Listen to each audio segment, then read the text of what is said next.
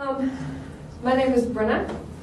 I am the mother of 2 children, ages 11 and 14, and I homeschool them both.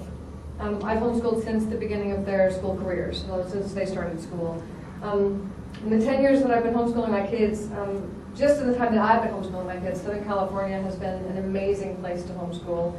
And it's grown from the kind of thing where you think it must be a freak who does it, to something that seems like a viable alternative if you are willing to take, or able, or have a notion to take the responsibility for your family's education into your own hands. And so it's been an amazing thing. Southern California might be the best place to homeschool on earth. About a year ago, 2 friends of mine and I started a homeschooling resource center called Urban Homeschoolers. It's in the Atwater Village area of Los Angeles, like Pasadena, Burbank. It's where the 5 and 2 and 134 all meet.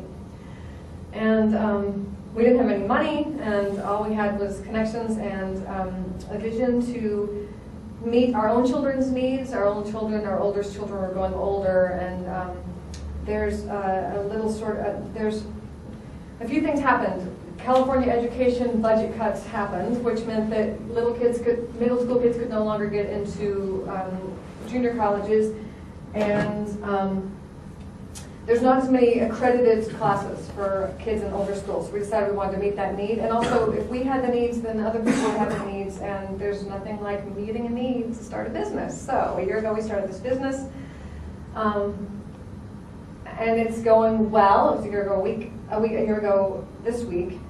We've tripled in membership, and we are still not making any money at all. We are managing to very barely break even. And every 5 months when we sit down and say, okay, next semester, can we make it through? You know, we just hope and pray and barely don't make it. But I'm amazed, and was that 20? Crap. Okay, I am completely awed by the classes that we run. What happens when you take a dedicated and passionate teacher and say, what's the best way to teach your subject? And then let them do exactly that and put them in a room full of students who want to be there and a maximum of 12 kids. It's simply incredible what happens. And I am so proud. I'm so proud of what's happening with kids and the opportunity that they're having. And I'm proud of the fact that I'm working my ass off and my children are watching me do it, and I have not succeeded, and every day it might fail. And if it does fail, this very small community I'm a member of will watch me fail.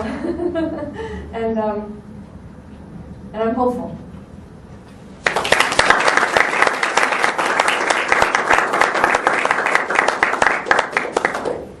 Hi. What's the product that you ship? We ship classes taught by either accredited teachers or experts in their field. We have homeschoolers. Well, we don't ship it. We have a space, and that space 2 days a week we offer classes, and children come to those classes. And people pay money for those. And people pay money for it. Got it. Sorry, I didn't make that clear. Have you tapped into homeschool networks physically and online around the country? We around the country. Or around the world? Well, to me, especially maybe just from Southern California, you know, your world really is geographically determined. We do not create a product that ships out. We have a physical class. Having said that, I'm a writer, and I've written for publications, homeschooling magazines, and that are published throughout the state, and also blogs all over the country. So that's some of your marketing is been through your expertise. And of course, it's such a community-based group. It's such a community-based field, and so we are, all of us, the 3 of us, we've lost a member because her husband had a brain tumor. So, but all of us are members of homeschooling groups and members of organizations, and we try to do all we can through that. And we just have to. We're waiting for the tipping point, as Malcolm Gladwell would say.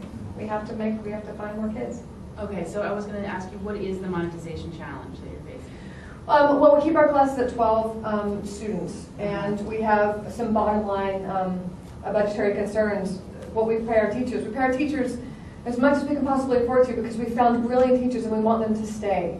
Right.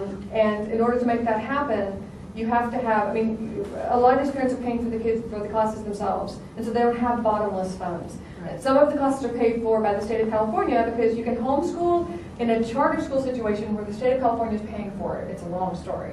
but some of it is paid for by that. So in order to make them financially viable, you have to get a maximum of every kid in the classroom, and homeschooling communities are vast but small. So we're offering 50 hours of classes this next year, roaming from kindergarten to like 10th grade, and we need butts and seats. I mean, it's going well. We're subsidizing some classes by paying for other classes that are doing really well, and we're trying to listen to the needs of our community, and we just haven't, we're growing slowly. So aren't you in essence starting a school?